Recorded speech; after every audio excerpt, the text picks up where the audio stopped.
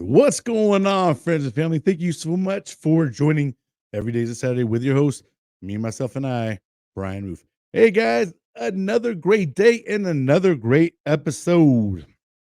But before we get into it, let's talk about a couple of things. I got some stickers out here. If you guys would like a free sticker, it is completely free. Just email me every day is a Saturday, 365 at yahoo.com, and I will get you out some stickers just for being a loyal listener and, listening to the show. I can't appreciate everybody enough. Also, once again, thank you guys so much for tuning in and watching and sharing the show and helping us out. We're going to go ahead and cover a couple things. One thing that we like to do on the show is a little bit of a buddy check. If you are doing okay or not doing okay, make sure you're checking on people or talking to others. If you're needing some help, you can call the crisis lifeline. All you got to do is dial 988 and press 1. And, I'm pretty sure it's 100% discreet. You can give them up as much information as you want. I do know that they're able to help with certain resources and stuff like that. So if you're down on your luck, maybe you can reach out. And once again, that's 988 press 1. And we're going to go ahead and start getting into the show here. If you guys haven't had the chance to watch last week's episode, it was episode 5 with Robert Lee Yates. And today we're going to be talking about David Berkowitz. So Richard Berkowitz, who was born as Richard David Falco, June 1st, 1953, also known as the Son of Sam and the 44 caliber killer, is an American serial killer who pled guilty to 8 shootings that began in New York City on July 29th, 1976. Berkowitz grew up in New York City and served in the United States Army using a 44 caliber Bulldog Revolver. He killed 6 people and wounded 7 others. By July 1977, terrorizing New Yorkers, Berkowitz eluded the biggest police manhunt in the city's history while leaving letters that mocked the police and promised further crimes, which were highly publicized by the press. All right, so Mr. David Berkowitz, the difference between him and a lot of the previous killers that we've talked about, this guy has quite a few that were left wounded, and so there was quite a few people left to talk about what had happened to him. But as you will hear throughout the stories, it sounds like they had a hard time identifying him and, on the scene. And there was a couple of people that may have seen him, but he kind of had a little bit of a motive. And as you watched, you can see a pattern in what he did. But we're going to go ahead and get into this and get into his early years. So let's go watch about his early years. David Berkowitz was born Richard David Falco on June 1st, 1953 in Brooklyn, New York.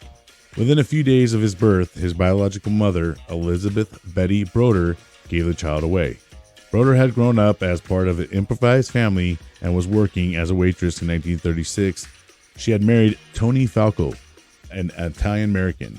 After a marriage of less than 4 years, Falco left her for another woman.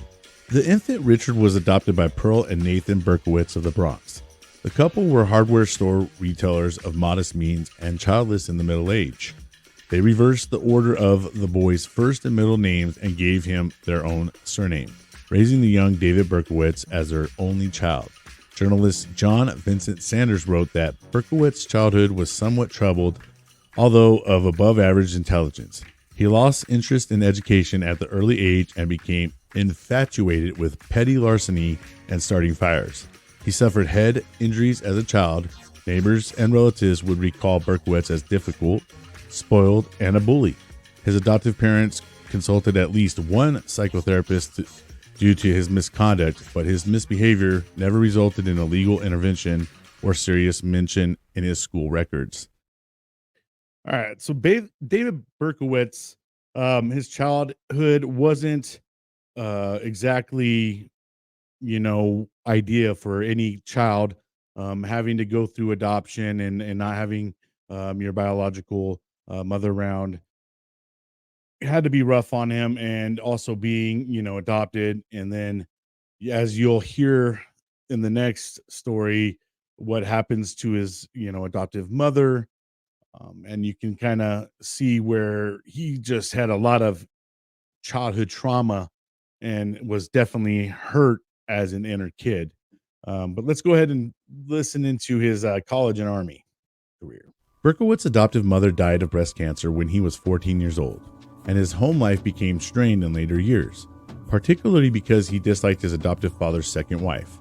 Berkowitz lived with his father while attending Christopher Columbus High, graduating in 1971, and college in a 4.5-room apartment at 170 Dreiser Loop in Co-op City from 1967 to 1971. In 1971, at age 17, Berkowitz joined the United States Army and served at Fort Knox in the U.S., and with an infantry division in South Korea. After an honorable discharge in June 1974, he located his birth mother, Betty. After a few visits, she disclosed the details of his birth. The news greatly disturbed Berkowitz, and he was particularly distraught by the array of reluctant father figures. Forensic anthropologist Elliot Layton described Berkowitz's discovery of his birth details as the primary crisis of his life, a revelation that shattered his sense of identity. His communication with his birth mother later lapsed, but for a time he remained in communication with his adoptive sister, Rosalind. Berkowitz attended Bronx Community College for 1 year, enrolling in the spring of 1975. In 1976, he went to work as a driver for the Co-op City Taxi Company. He subsequently had several non-professional jobs, and at the time of his arrest was working as a letter sorter for the United States Postal Office. All right. Well, as you can see, he experienced a lot of loss in his life. A lot of his closest family members, he lost his adoptive mother to, breast cancer. Wasn't fond of, who his dad had chose, as his stepmother. Just a lot of loss in his young life. And you can see that really probably already started having a psychological effect on him and played into a lot of his future crimes. Kind of, when I start to hear and look into his case, he sounds very much like a child, like he got stuck in his childhood. So it's kind of interesting. So we're going to go ahead and start listening into where he started on his crimes. During the mid-1970s, Berkowitz began committing violent crimes. He bungled his first attempt at murder using a knife, then switched to a handgun and began a lengthy crime spree throughout the New York boroughs of the Bronx, Brooklyn, and Queens, seeking young female victims. All but one of the crime scenes involved 2 victims. He infamously committed some of his attacks while the women sat with their boyfriends parked in a car. Berkowitz exhibited an enduring enjoyment of his activities, often returning to the scenes of his crimes. Berkowitz claimed that when he was 22 years old, he committed his first attack on Christmas Eve 1975, when he used a hunting knife to stab 2 women in Co-op City. The first alleged victim, a Hispanic woman, was never identified by police. The second was 15-year-old Michelle Foreman, a sophomore at Truman High School, whom he had stabbed 6 times on a bridge near Dreiser Loop and whose injuries were serious enough for her to be hospitalized for a week. Berkowitz was not suspected of these crimes, and soon afterward, he relocated to an apartment in Yonkers. So as you can see, he started off using a knife in his early crime when he started doing this. Um, and there's no reason to why he necessarily set out for the certain victims that he had chosen. And as you will, like I said earlier, as you see when you go down the storyline, he very much did a lot of the same type of things. He approached vehicles the same way, in the same kind of like dim lighting areas, things of that nature. Something that I didn't really note in the last segment part is that, you know, although he went through a lot of things in his life, it's crazy that he was able to go through the army and get out honorably. And because in the army, in any branch, even though it's not the Marines, it's going to be rough and it's going to be hard on your mental. um but maybe for him, he it was good for him, and maybe he should have stayed in there, and that was something that kind of kept him a little bit more caged, so to speak. But we're going to go ahead and kind of go through the next couple of uh videos here as he starts on his shooting spree. So after Berkowitz's stabbing, he would then go on to start a shooting spree, which started in July of 1976. The first shooting attributed to Berkowitz occurred in the Pelham Bay neighborhood of the Bronx. At about 1:10 a.m. on July 29, 1976, Donna Loria, an emergency medical technician, and her friend Jody Valenti, a nurse, were sitting in Valentine's double-parked Oldsmobile. Gloria opened the car door to leave and noticed a man quickly approaching. Startled and angered by the man's sudden appearance, she said, "Now what is this?" The man produced a gun from the paper bag and he carried and crouched. Bracing one elbow on his knee, he aimed his weapon with both hands and fired. Gloria was struck by one bullet that killed her instantly. Valenti was shot in her thigh, and a third bullet missed both women. The shooter turned and walked away quickly. Valenti survived her injury and said that she did not recognize the killer. She described him as a white male in his 30s with a fair complexion, about 5 feet 8 inches, tall and weighing about 200 pounds. His hair was short, dark, and curly in a mod style. The description was repeated by Lori's father, who claimed to have seen a similar man sitting in a yellow compact car parked nearby. Neighbors gave corroborating reports to police that an unfamiliar yellow compact car had been cruising the area for hours before the shooting. Years later, in 1993, an imprisoned Berkowitz admitted in an interview with journalist Mari Terry that he had shot Lori and Valentine. All right, we're going to go ahead and continue on with more of the shooting spree. On October 23, 1976, a similar shooting occurred in a secluded residential area of Flushing, Queens, next to Bone Park. Carl De Niro, a Citibank security guard, and Rosemary Keenan, a Queens College student, were sitting in Keenan's parked car when the windows suddenly shattered. "I felt the car exploded," De Niro said. Later, Keenan quickly started the car and sped away for help. The panicked couple did not realize that someone had been shooting at them, even though De Niro was bleeding from a bullet wound to his head. Keenan had only superficial injuries from the broken glass, but De Niro eventually needed a metal plate to replace a portion of his skull. Neither victim saw the attacker. High school students Donna DeMasi and Joanne Lamino walked home from a movie shortly after midnight on November 27, 1976. They were chatting on the porch of Lamino's home in Floral Park when a young man dressed in military fatigues approached them and began to ask directions. In a high-pitched voice, he said, "Can you tell me how to get?"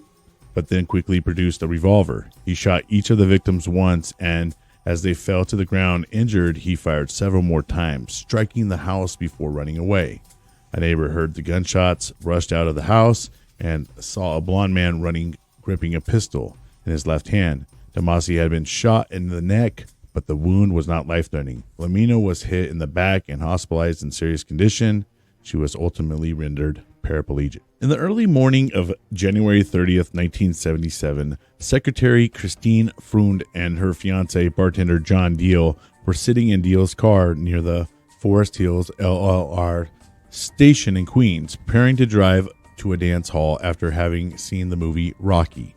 3 gunshots penetrated the car. In a panic, Deal drove away for help. He sustained minor superficial injuries, but Freund was shot twice and died several hours later in the hospital.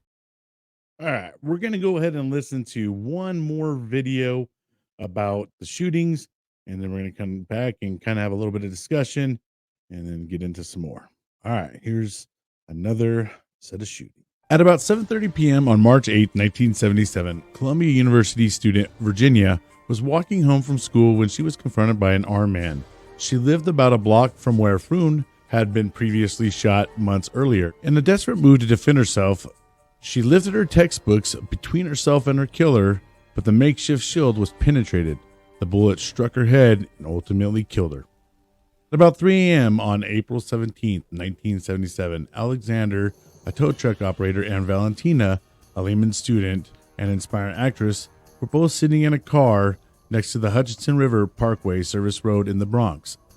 A resident of a nearby building heard 4 shots and called the police. Valentina, who was sitting on the driver's side, was shot once, and Alexander twice, both in the head.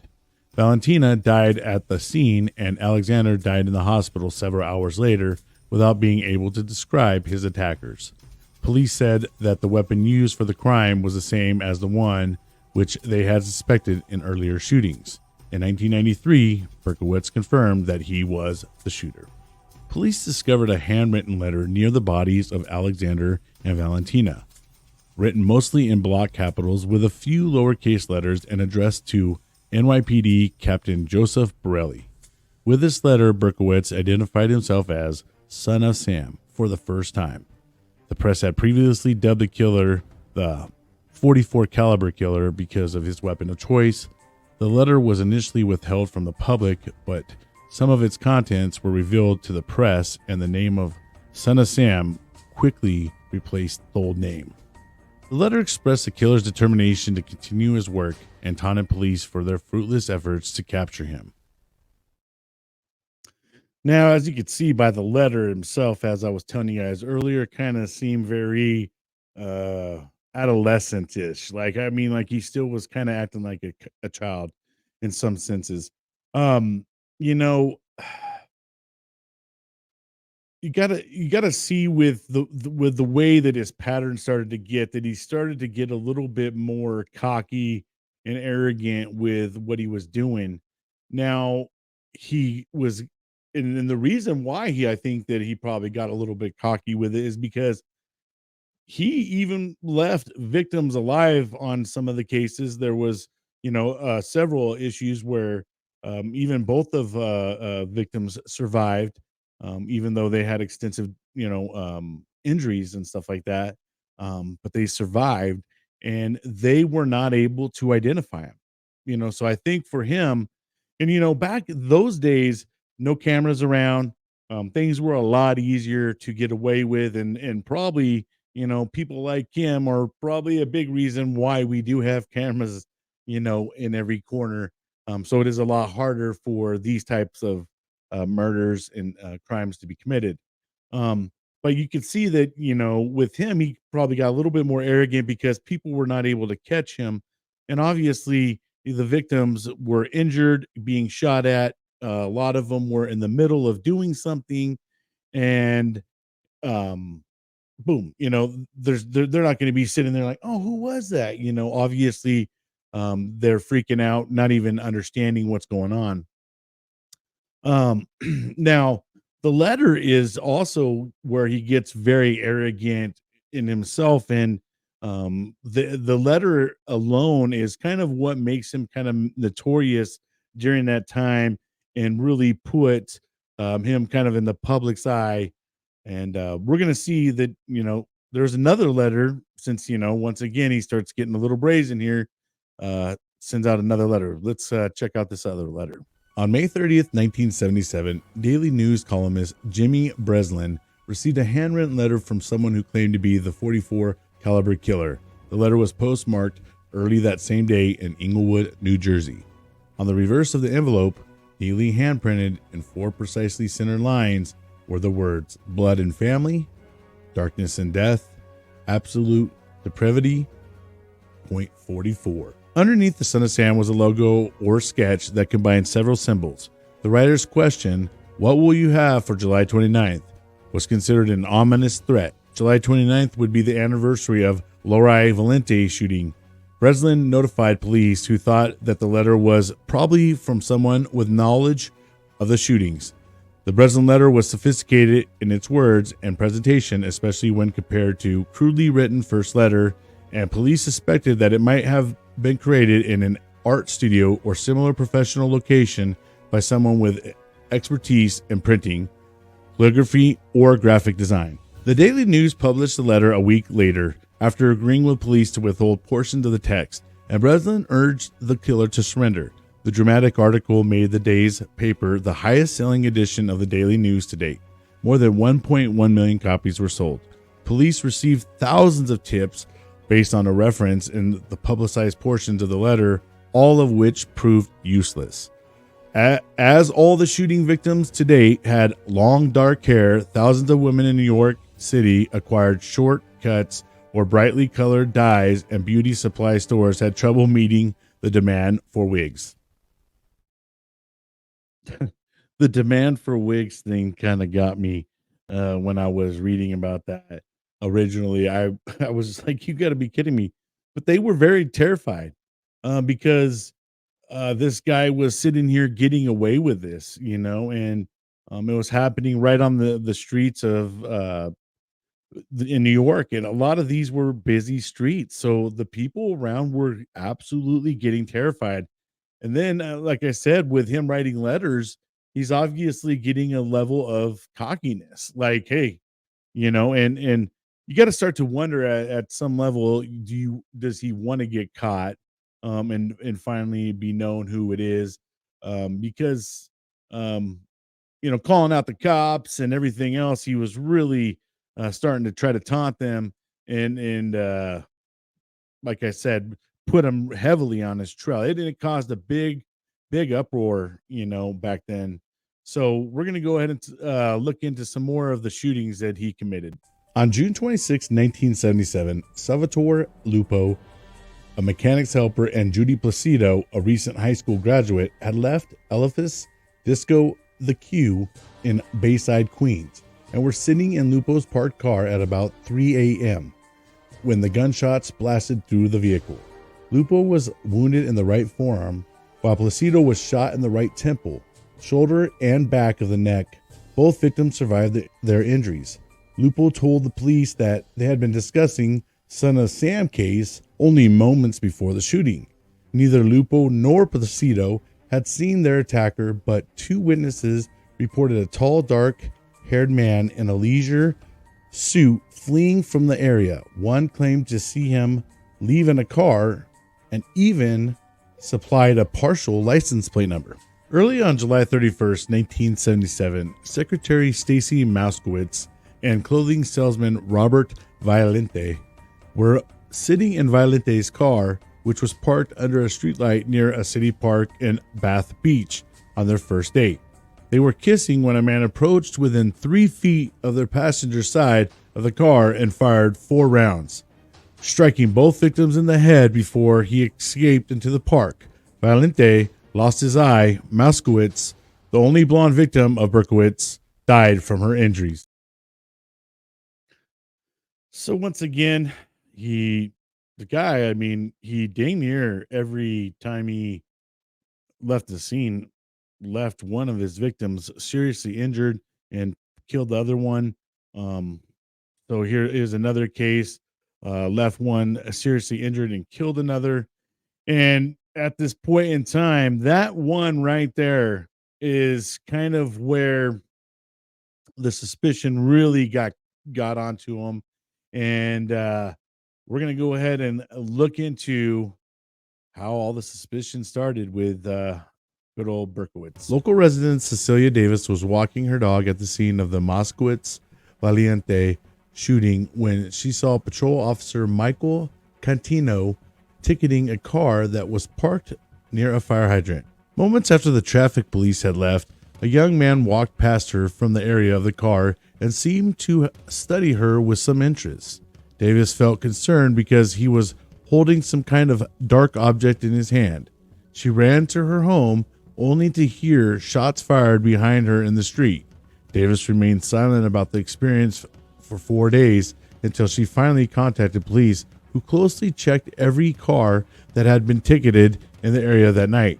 Berkowitz's yellow 1970 Ford Galaxy was among the cars that they investigated.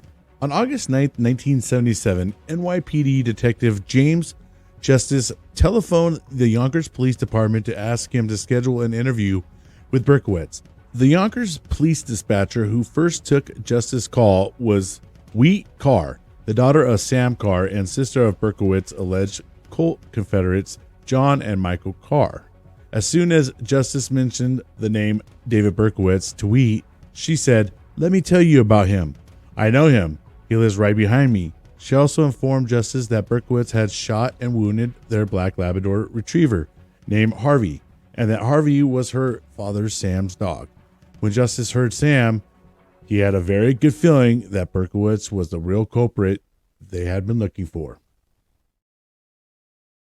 All right, so Berkowitz's gig is up, and now they're on him.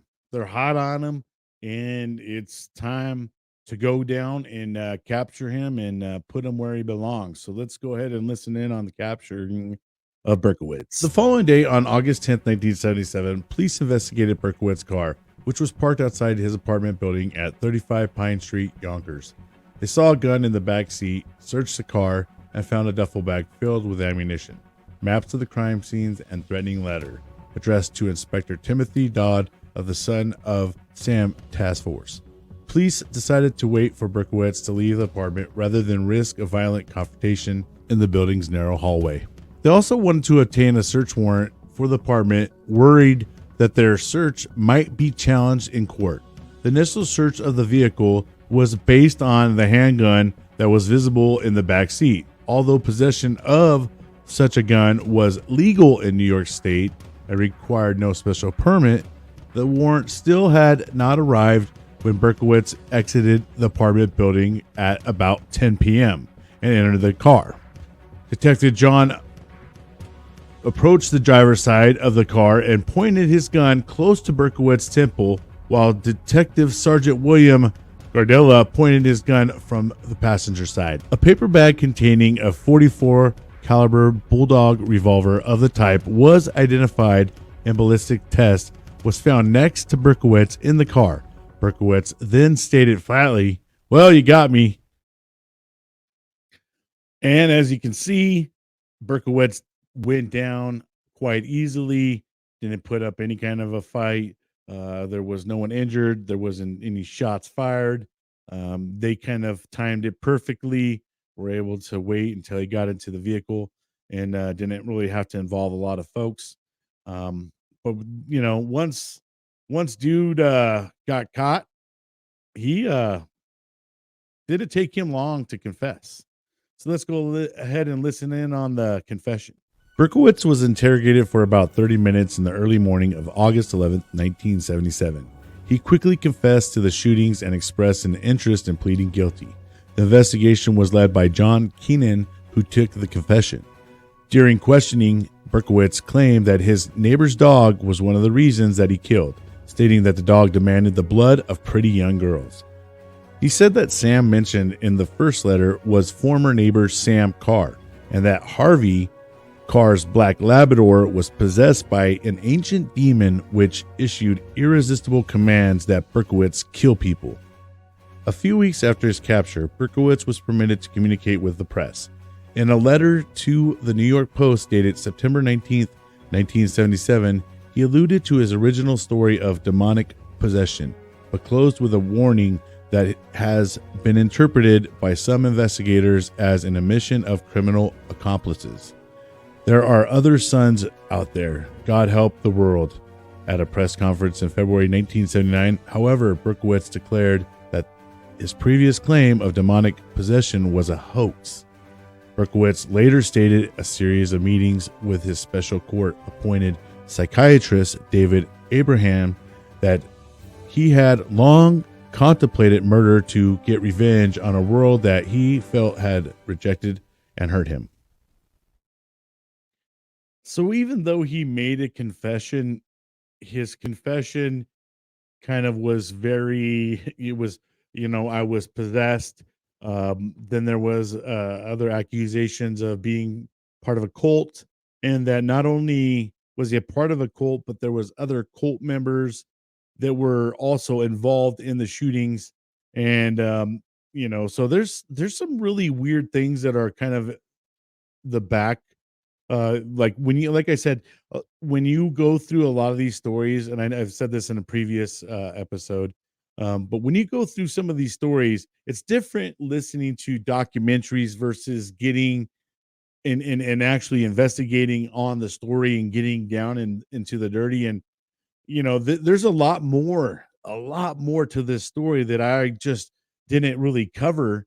But it's there's it, it's crazy how much you know he just really mentally was very off. I mean, and even today, there's if you go through and look on YouTube, there's interviews and stuff on him. If you go through and check out the interviews, you will see that he still to this day kind of has a and he doesn't even like to talk about most of the story anymore because he's trying to move on with his life. And he does blame a lot of all of this due to his childhood. And there's even a documentary that I was watching that he blamed the trauma that his mother went through when he was in his mother's womb as to a lot of reasons as to why he did what he did. So, I think a lot of his confession ended up being as more of excuses as to why he did it. But let's go ahead and listen then to his final sentencing and prison life. Three separate mental health examinations determined that Berkowitz was competent to stand trial. Despite this, defense lawyers advised Berkowitz to enter a plea of not guilty by reason of insanity, but he refused. Berkowitz appeared calm in court on May 8, 1978, as he pleaded guilty to all the shootings. At his sentencing 2 weeks later, Berkowitz caused an uproar when he attempted to jump out of a window of the 7th floor courtroom. After he was restrained, he repeatedly chanted Stacy, who was his last victim, was a whore, and shouted, "I'd kill her again. I'd kill them all again." The court ordered another psychiatric examination before sentencing could proceed. During the evaluation, Berkowitz drew a sketch of a jailed man surrounded by numerous walls. At the bottom, he wrote, "I am not well at all." Nonetheless, Berkowitz was again found competent to stand trial. June 12, 1978, Berkowitz was sentenced to 25 years to life in prison for each murder. To be served consecutively, he was ordered to serve time in Attica Correctional Facility, a supermax prison in upstate New York. Despite prosecutors' objections, the terms of Berkowitz's guilty plea made him eligible for parole in 25 years. After his arrest, Berkowitz was initially confined to a psychiatric ward in Kings County Hospital, where the staff reported that he seemed remarkably troubled by his new environment.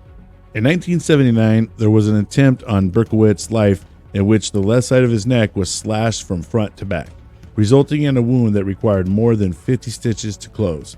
Berkowitz refused to identify his assailant, and he claimed only that he was grateful for the attack. It brought a sense of justice, or in Berkowitz's own words, the punishment I deserve.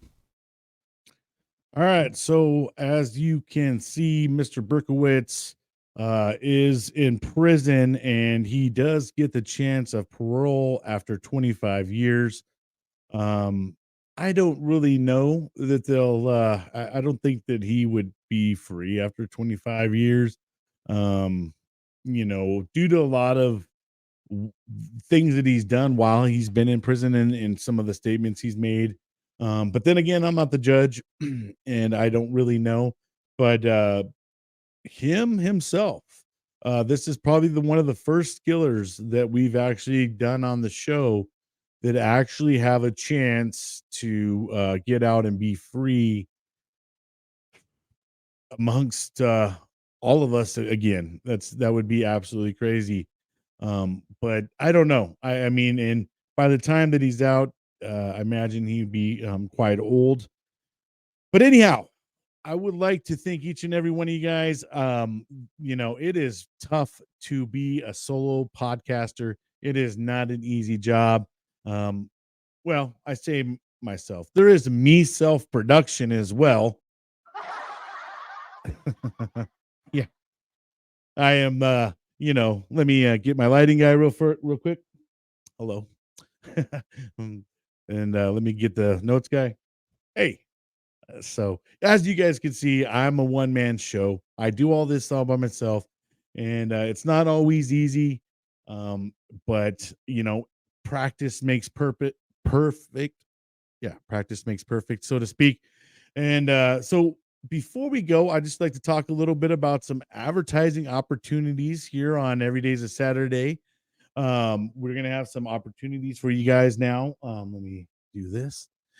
And a little bit about Every Day's a Saturday. I was voted 2023 Best Veteran Podcast and Feed Spot. We have a 30, 60-second ad, and we can do a little package. We can do social media advertising as well. And if you are interested, please contact me and let me know. But anyhow, I would like to once again thank each and every one of you guys so much for tuning in, watching the show, and please like and share with the family and everybody. And we'll try to get that number one spot one of these days. But hey, until next time, guys.